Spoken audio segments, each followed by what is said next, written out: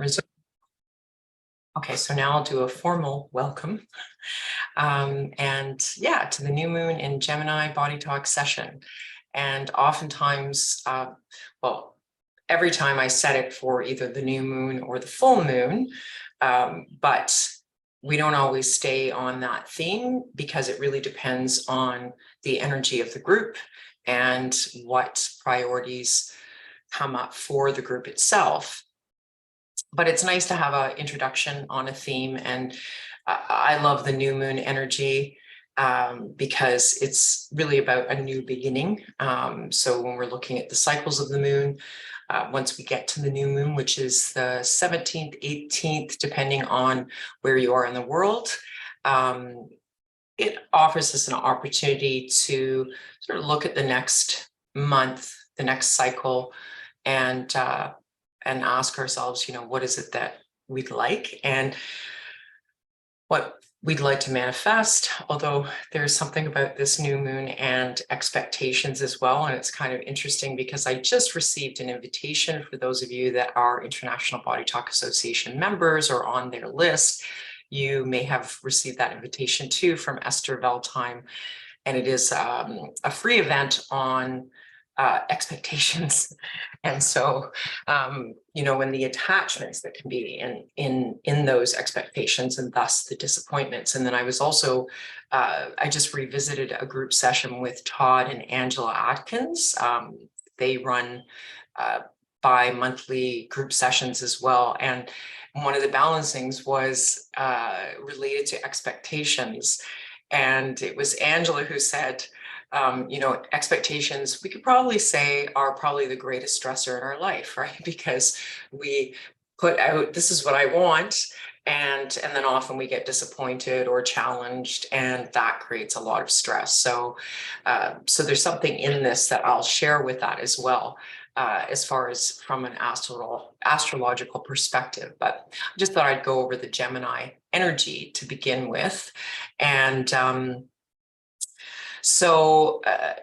the symbol is the twins. So, there's a level of duality, and it is the sign of the third astrological house. And in terms of looking at, say, the 12 houses and our development time, it is early childhood and represents early childhood education and early childhood learning. And by virtue of that, it's, a lot of mental activity. I was actually reflecting on that when I was just doing a little bit of research for this group session.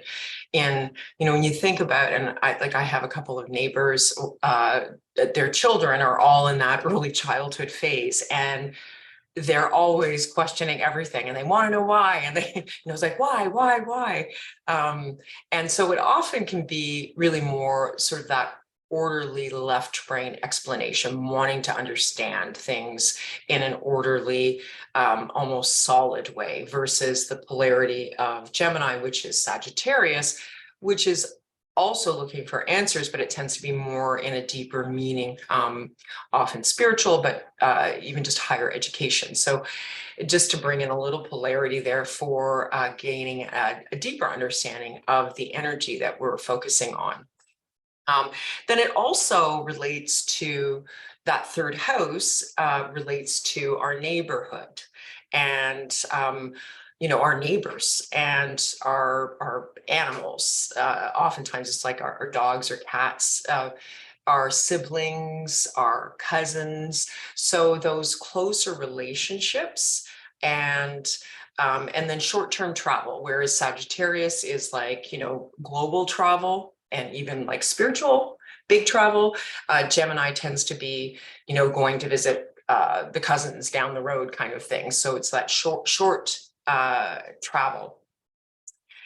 And then, it's an air sign. So when we're looking at air, it is that intellect, and Mercury is the ruling planet, and Mercury was the messenger of the gods. He's the guy that had the little wings on his feet. And so he was always, delivering messages back and forth. And so this is about communication. and how we communicate. And I was, again, thinking about that, are we communicating with clarity? And so, and I'm also just going to, before I go into the other element, there's a few aspects that I'll talk about, but that it's also a mutable planet, or mutable sign. So mutable means changeable. So it's not fixed. So fixed is like, it's fixed, and time tends to be more stable, whereas mutable is very much about change. And you can already get a sense of that with this energy of Gemini, that it's very much about information as well. So I'm communicating, but I also want to gather lots of information. It might be information about, what's happening next door. It might be even the information that will be used in gossip. And that's a whole really book in and of itself, nature of gossip, because gossip can be harmless, but of course we all know gossip can also be incredibly damaging. So, but Gemini really encompasses all of these energies. So, and what I wanted to bring in when I began talking about that communication and messaging is that when we're talking about astrology, we refer to aspects. And so it's like where the planets are in relation to each other. And then these planets and these signs, their meaning or their archetype meaning, and how are they sort of working together, or is there like we call it a hard aspect. And so there is a hard aspect. It is a square. This new moon in Gemini is square to Pisces or Neptune, and Neptune is in Pisces.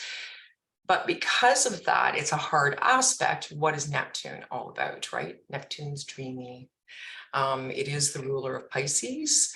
Oftentimes it can be mystical, but it can also be elusive and even muddled. And so, we're looking at communication here.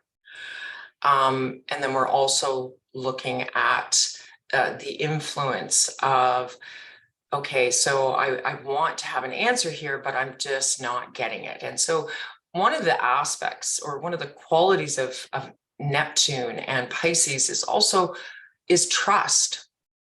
So it's like, okay, so I may not be able to actually understand what it is I'm supposed to be doing, or like this glimmer of information that's coming up, but I have to trust that information will come to me. So I just wanted to share that because I think that that's interesting. So when I go back into this expectations, it's like, well, okay, we're moving towards something and we want something, but we're just not receiving the information or the insight that we require, or we may be having dreams, or, for me recently, I'm getting all these sort of flashbacks on I don't know if they're necessarily active memories, but quite strong memories. And there's, at least what I've discerned thus far, is that there seems to be, a pattern or a theme in what I've been perceiving. I've been literally trying to understand why I'm having these, which is very Gemini, very sort of left brain. Why are these things coming up? What does this mean? Because I'm feeling very emotional in that kind of Piscean Neptune. So I'm just drawing myself as an example just to show you, the potentials for dynamic. So I think I'll end it there. And as far as like the introduction goes, but it's because I'm talking about expectations. So the other thing about expectation, we talk about intentions, and I'm sure I've mentioned this in past group sessions. Setting what is an intention, and is it an expectation? Is it something that we want? And so when we set an intention, I'm just inviting you perhaps to say, okay, do I need to set an intention for this group session, or am I willing to trust that what will come up for me, and that what needs to be balanced or is ready to be balanced will be balanced. So if you want to set intentions, go for it. Or you can just sort of allow and observe for changes.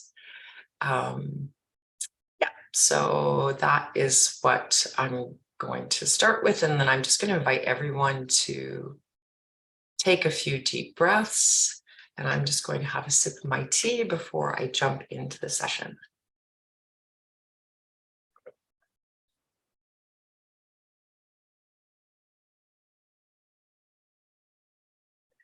And I see I have some chats, so I'm just going to view them. Oh, thank you, Sherry. Nice to see you too.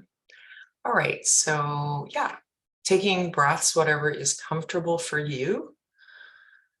Deep is always good, and with an awareness of, really filling your lungs up and releasing from your lungs, but also bringing awareness to any tension that may be being held in your body. So I'm going to go into Mindscape.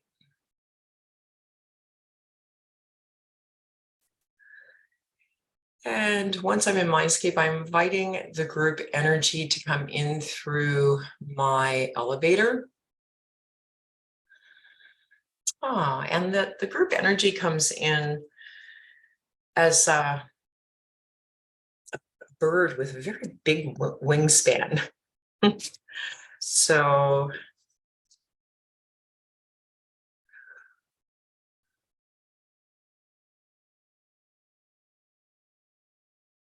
and it's the bird is metamorphosizing, so the bird keeps changing. So initially it was like a white eagle, and then it became a duck, and then it morphed into a dove. So there's just lots of change coming in for me to observe with the group.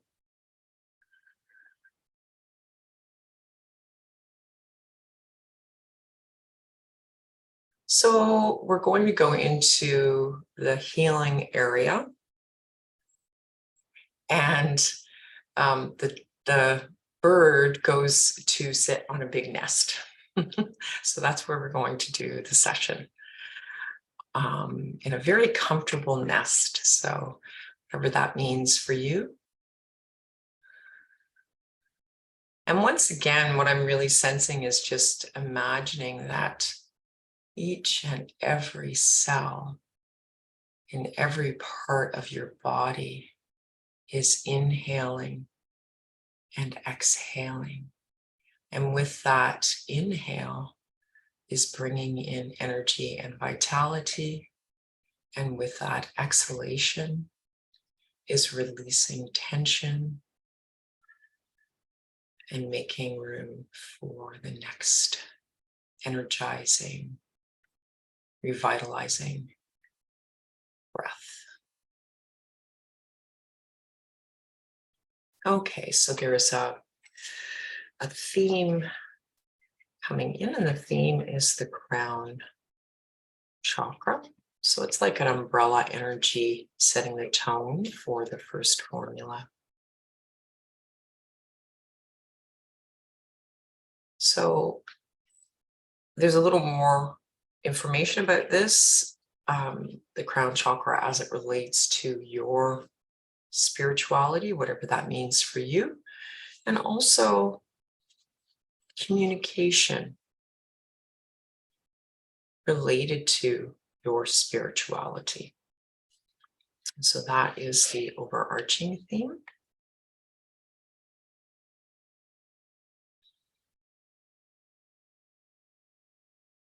And now I'm going into the charts.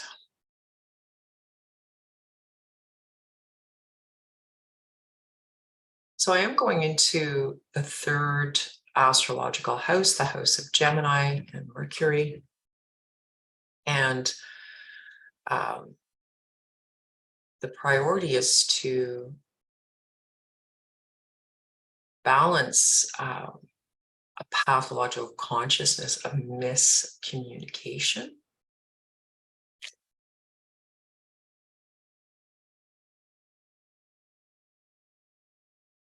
And this is coming up in the prefrontal cortex, and more specifically into the central medial, so the center area of your prefrontal cortex. This pathological consciousness of miscommunication. So balancing beliefs, more specifically, is actually fear that can inhibit more effective, clear communication.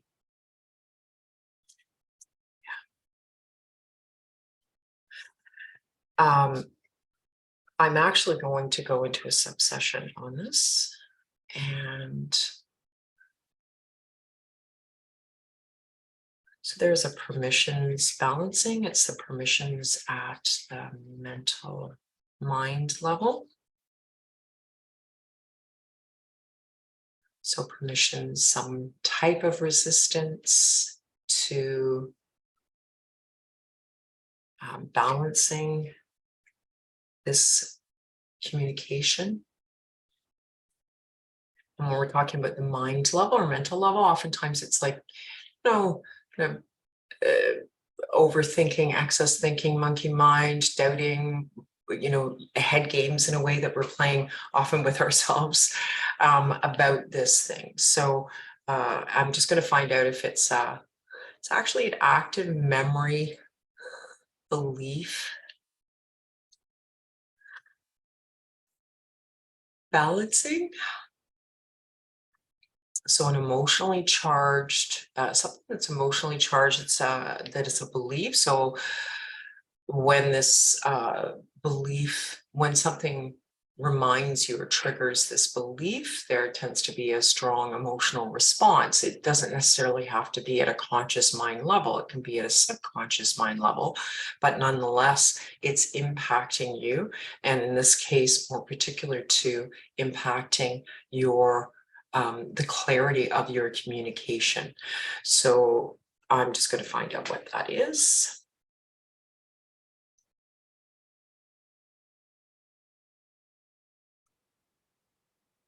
So it's a fear of speaking my truth.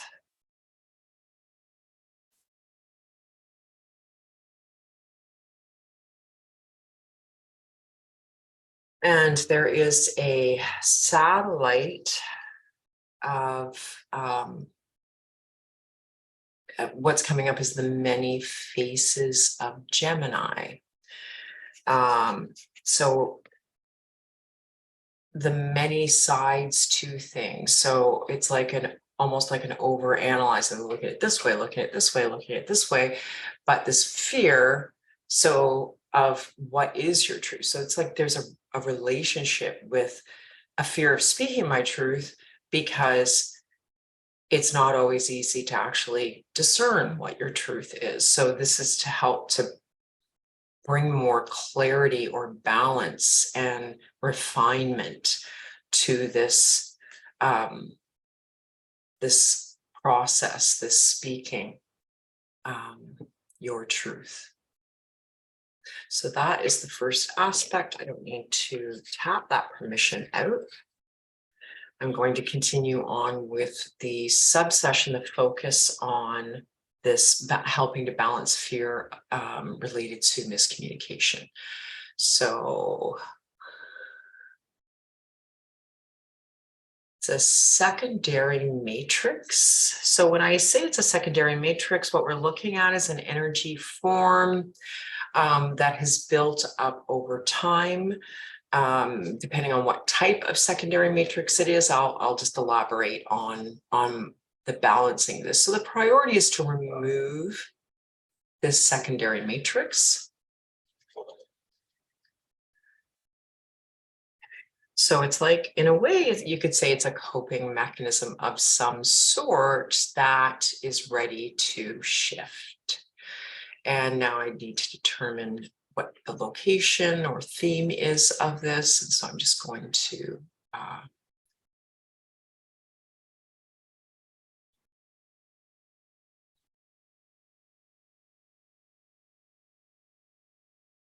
so the theme it is expectations.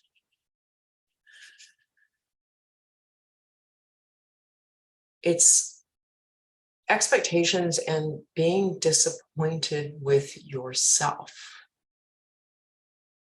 So self-disappointment.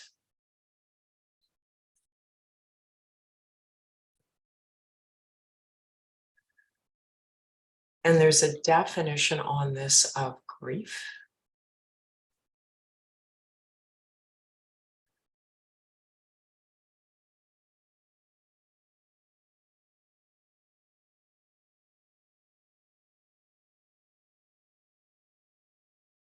And this is coming up for clearing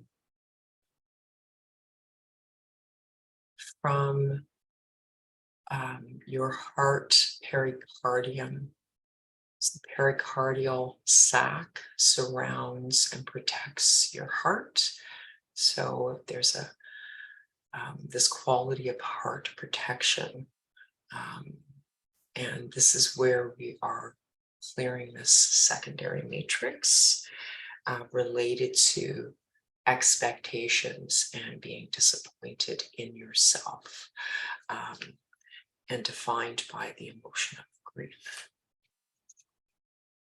I'm just going to focus in here because when we're doing these secondary matrix balancings, we're looking at where has this pattern been drawing energy from. In addition to the heart pericardium, there's a number of different areas where it can draw energy from. And so I'm just going to quickly go through to clear those really energy tentacles, like those little boards that keep pulling and drawing resource energy from you.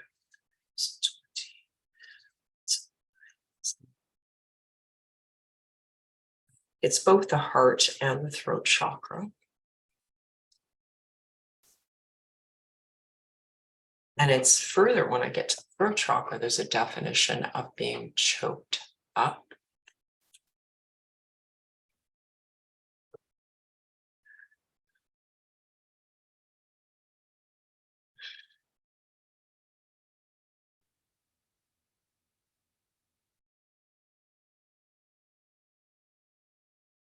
So when I go into the governing vessel 20, this is some point that's also related to your crown chakra. It has, I think it's called 100 meeting points. And it is an acupuncture point that has many internal connections. One of the things that it does govern is our learning and learned behaviors and patterns. It's interesting because it does correlate with this early childhood, not just that we're learning at that time, but just the high activity of learning at that time.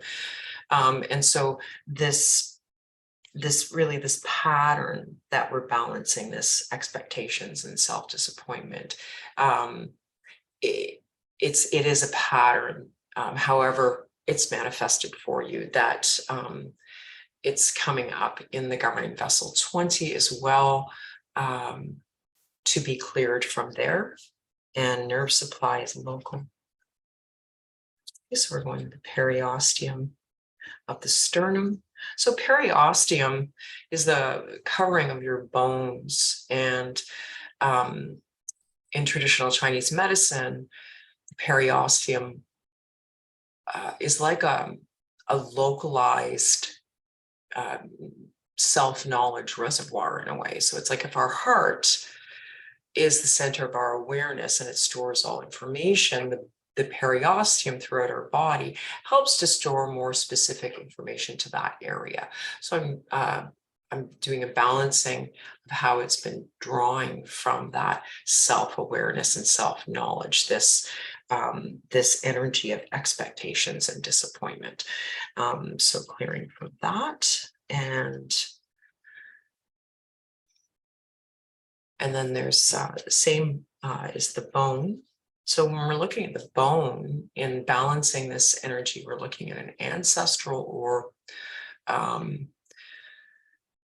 ancestral pattern, belief, could be a trauma, or even a family or cultural pattern.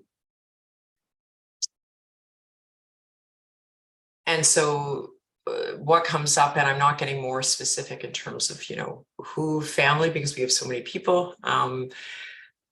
It's safety in self-depreciation.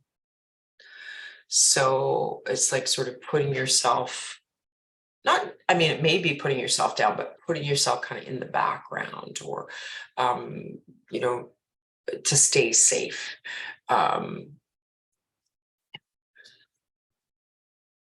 It's that, there's that stay small, that kind of thing. So it's that.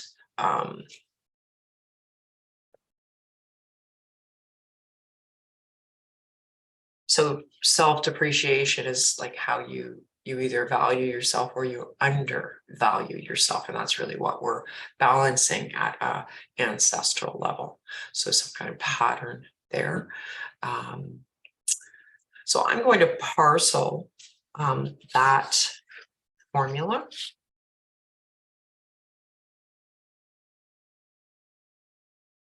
Or that last item, and then I have another link. So still within this focus of balancing miscommunication and the beliefs and limiting thoughts that create that, in particular, in relation to fear. So I have another item coming up within this. And this is taking me into your brain. And I'm not getting more specific, but I am getting details here. Definition.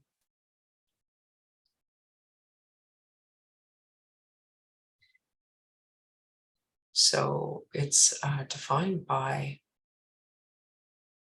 sense of hearing, both subtle and physical.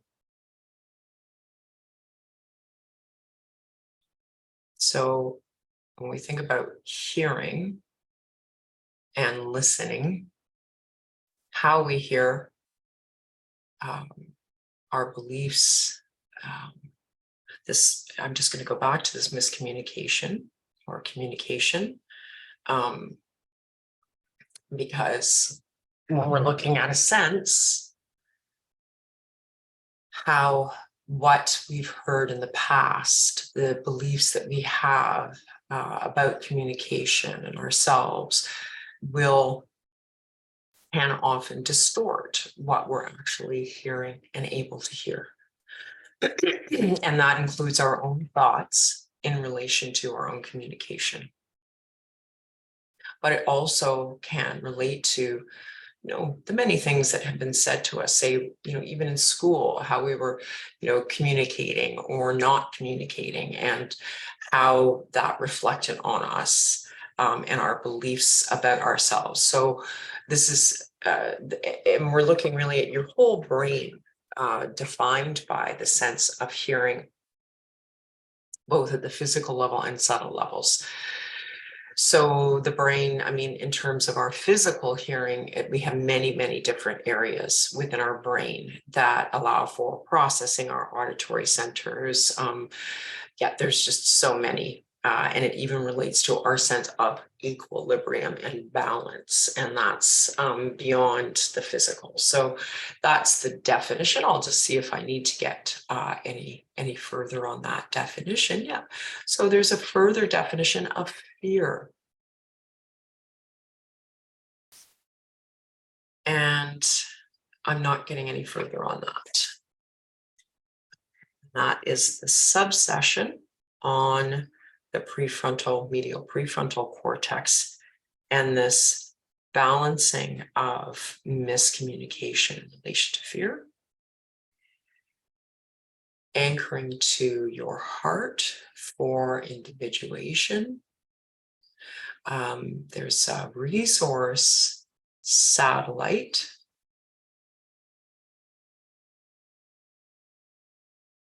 And the resource satellite is Saturn, and Saturn's organizational quality. So it's ability to organize, or in this case, perhaps reorganize. I'm not getting more details on that, but it is coming in as a resource to support the shifts that are coming up in this first formula.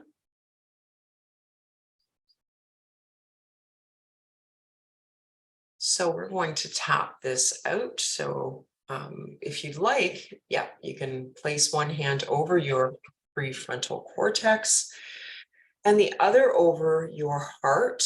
And if you want to lift one of your hands to tap along with me or not, because I'm tapping, holding the whole group energy in with this balancing on communication and miscommunication, emotion of fear, and then going into that whole subsession, the permissions balancing to speak your truth, and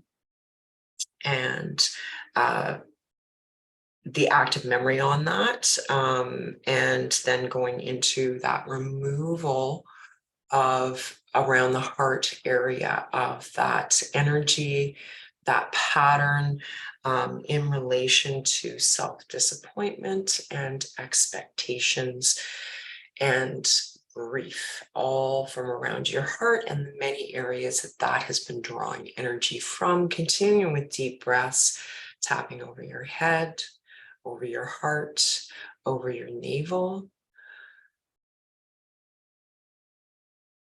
And then going into the brain and balancing the brain in relation to your physical and subtle sense of hearing as it relates to the emotion of fear.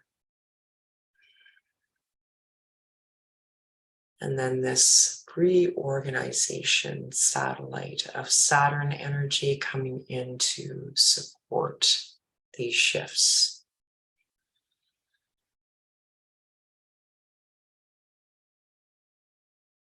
So you might feel a nice some change, or I just felt a sort of settling in my hips, my hip area with that.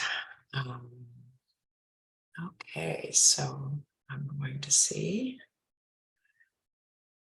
I can't help but notice, Jackie, thank you very much for your big yawns, because often I'm the one who's yawning, but it's really nice to see you yawning for the group. Thank you. Really good one too.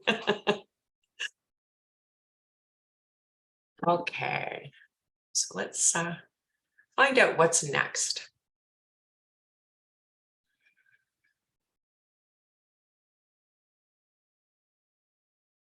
So this the spiritual crown chakra umbrella is just wants to stay.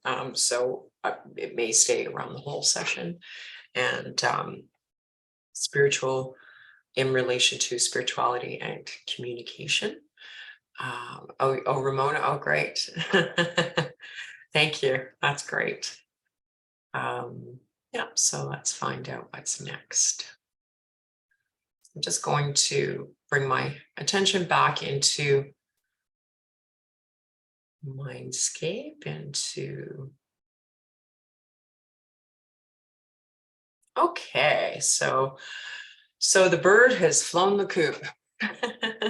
So the nest is no longer there now, and there is some what I'm seeing with the group energy is it's like a kaleidoscope in a way. So lots of beautiful colors, and but what's notable for me when I observe that is that, you know, a kaleidoscope is one of those things where you can shake and all of a sudden everything changes into another beautiful pattern.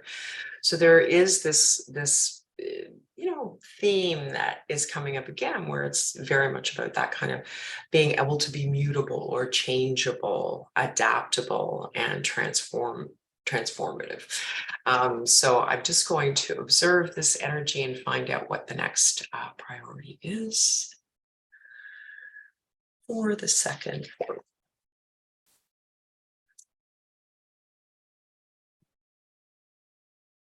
All right.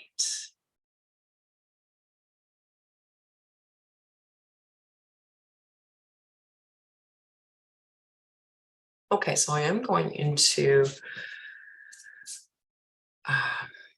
the 5 elements. I'm going into the metal element. So metal element governs the organ systems, the large intestine, the lungs, and it relates to the season of autumn. So for those in southern hemisphere, they're moving into autumn. And what is actually coming up is the refinement quality of the metal element. And it's that the image that always stays with me, the symbol for the metal element is that mine shaft image with the nugget of gold at the top, representing, being able to sift through and let go and refine to get to the gold. And so it's that quality that is coming in. And I'm not sort of needing to ground it in any part of the body at this point. Could probably maybe because the metal element governs a number of areas of the body. So it's that quality of refinement. So it relates to your thinking processes. And yeah,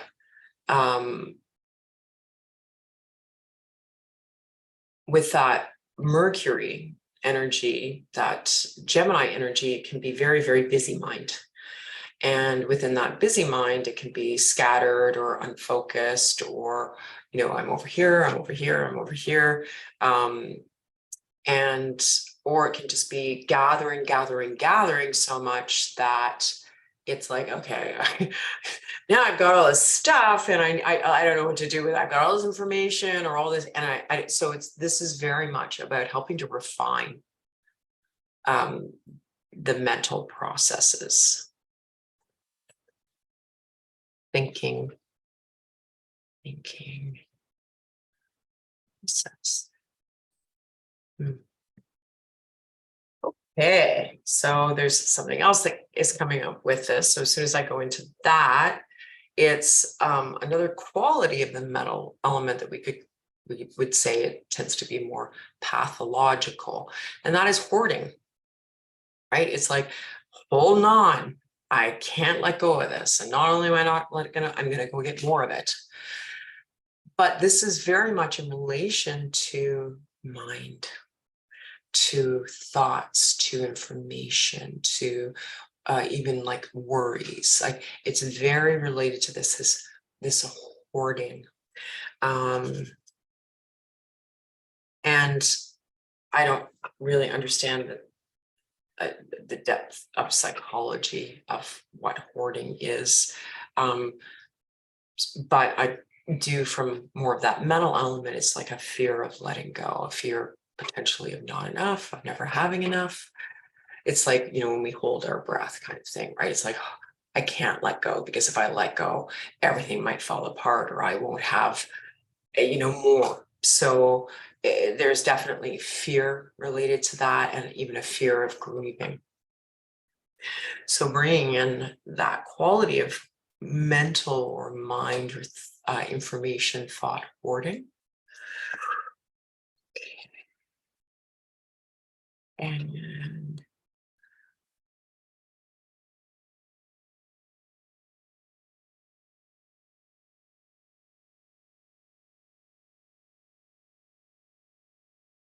And so this is linking to your thalamus,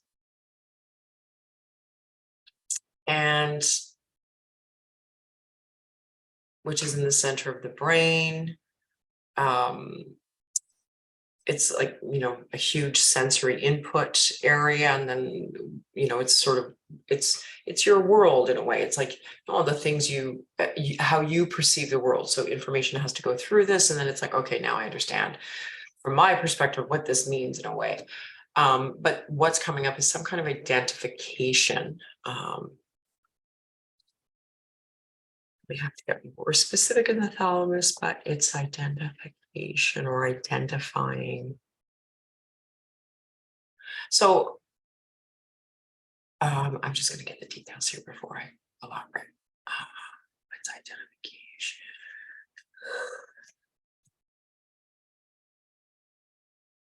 Oh, it's attachment. Okay. So identification as an attachment, hoarding as an attachment. So attachment to thoughts, to thinking, to information. This becomes part of me. Without this, what am I? And as it relates to that fear of, being able to discern. So this is dropping me into a subconscious mind level with this identification and attachment to this mental access. Okay.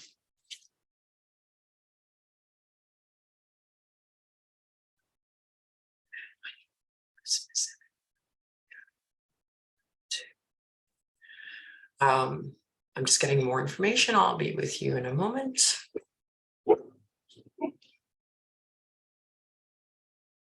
So the first belief system, it's actually coming up as a consciousness, but it's a consciousness of control. This is a internal control. I'm not saying that it won't reflect externally, but it's like how I control myself. The sort of coping mechanisms that I have to control myself. So that's the first aspect that's coming up within this balancing on this identification and attachments and anchoring. So, and then the next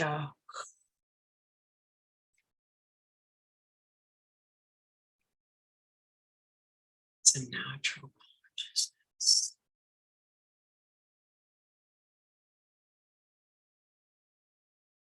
It's a natural consciousness of the lungs. So natural consciousness, sort of to simplify, the highest expression of the function of your lungs within the body mind. So body mind as well. So the physical expression of being able to take in air, to have vitality, to have quick reflexes, also to be able to let go and process emotions and surrender. So surrendering, almost in a way being a bit of an antithesis to that over-identification or holding on. So bringing in this natural consciousness, balancing of the lungs, anchoring that into individuation.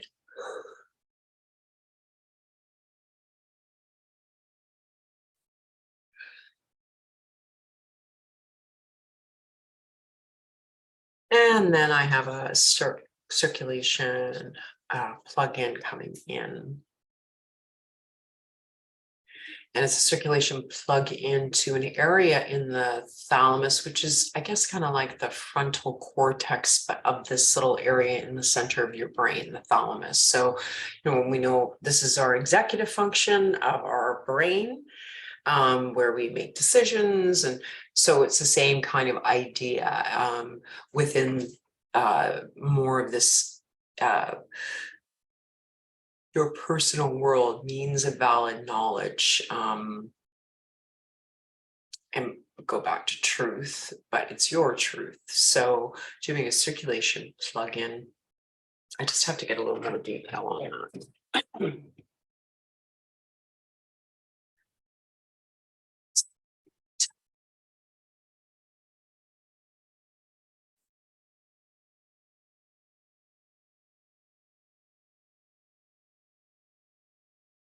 So it is, yeah, at this,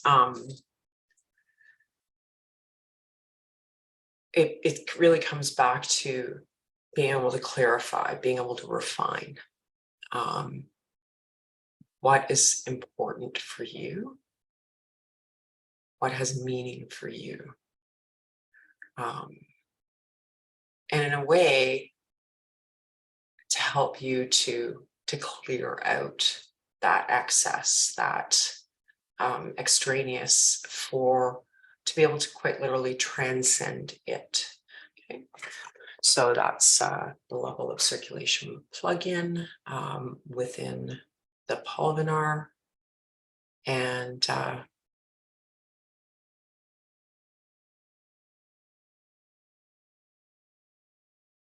we're going to tap it all in. So the hand positions, one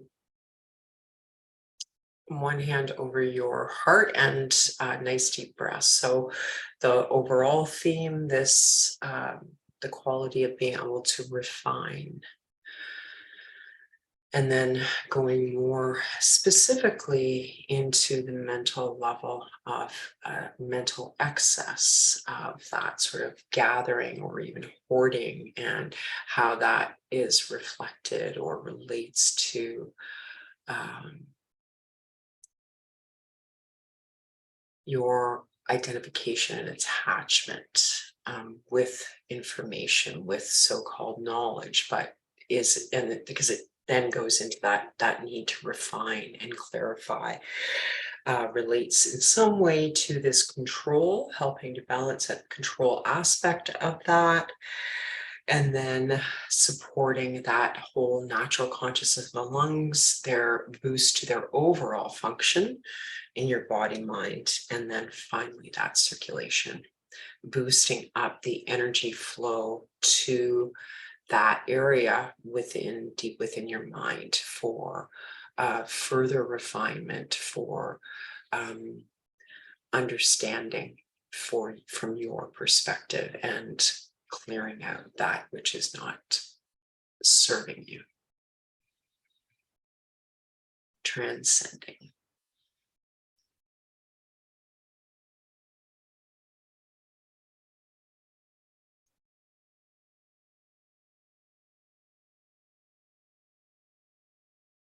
I'm smiling now because initially, when I was thinking about Gemini, I think of it often as a very lighthearted, fun, loving type of energy, and which it can very much be. It's busy, active, and likes to talk to everybody. And so I had this feeling that, or I just thought maybe the session was going to be sort of this lighter session, but no, we just decided to dive a little deep. So but it's what it is, right? So I'm just going to tune in to find out if there is anything else. So yes, there is, and it is BodyTalk Cortices technique. Yeah.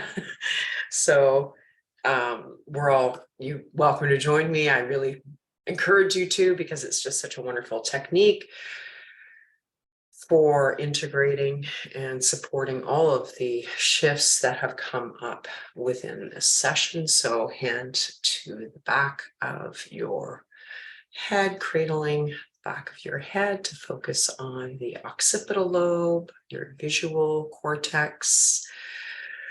A couple deep breaths, and then moving your hand up whenever you're ready into the first part of your parietal lobe,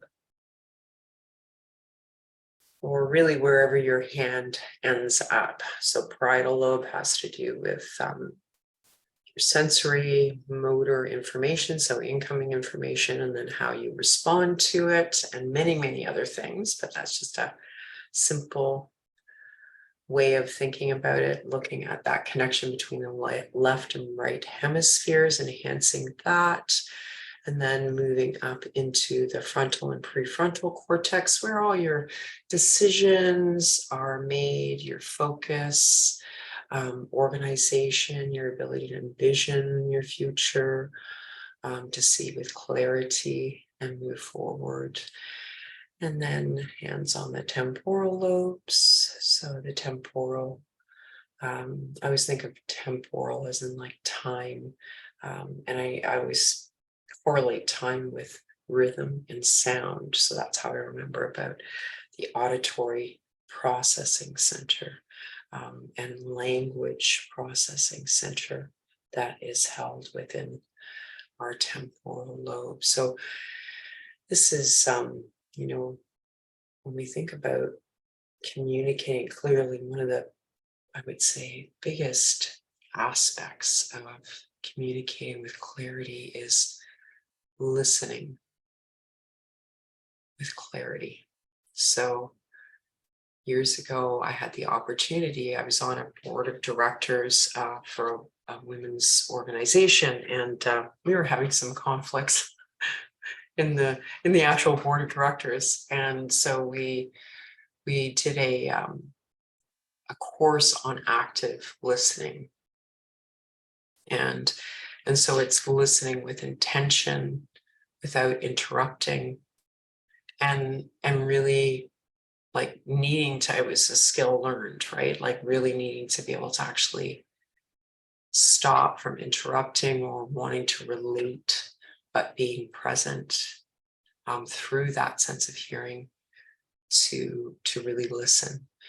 And so I think that is the session has been complete, but I just thought I'd share that with you because oftentimes, miscommunication often comes when we're not listening. Sometimes it comes for other reasons, but it's because we haven't, if we don't feel heard, sometimes we don't feel heard, right? But if we actually say, okay, so maybe I'm not feeling heard, but maybe I need to learn to listen better first. And perhaps by listening better first, I'm creating more space to be heard. I don't know that that's the case, but I remember when I started to implement what I learned in that course and really worked at being still and genuinely listening to the person in front of me. It just dramatically changed relationships, and it really opened up trust in that relationship.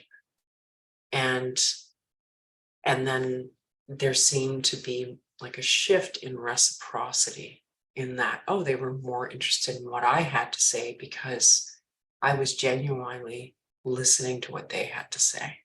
So it shifted the energy of the dynamic of that relationship and those relationships. So I thought I would share that because really that's what one of the things that this new moon is very much about, right? Is helping to communicate ourselves with more clarity, and communication is also listening. So thank you all for joining me. And my next group session will be in 2 weeks. Actually, for a change, actually have the date. It is a full moon in Capricorn. And so the sun at that time is in Cancer. So we can look at those as two polarities, where we've got often mother and father, depending on, who's talking from the astrological perspective. It's like those houses and planets represent our maternal and paternal. So, our struggles, limitations, but also the opportunity to grow through shifting our perspective on our responsibilities and commitments. So Capricorn, it can offer a lot. And it's if we open to looking at things in a different way, looking at our responsibilities, not so much from a place of burden, but being able to shift that and let go of that into embracing more of the joys of being of service. So that, I hope you can join me, and thank you, everyone. I'm glad you enjoyed it. Yeah, you're so welcome, Huey. Yeah, my pleasure, Anna. Nice to see everyone. Luba, Huey. Yeah, great to see everything. Catherine, thank you again for joining, and I appreciate your understanding for the last time. And you guys have a wonderful couple of weeks, and hopefully I'll see you soon. Bye.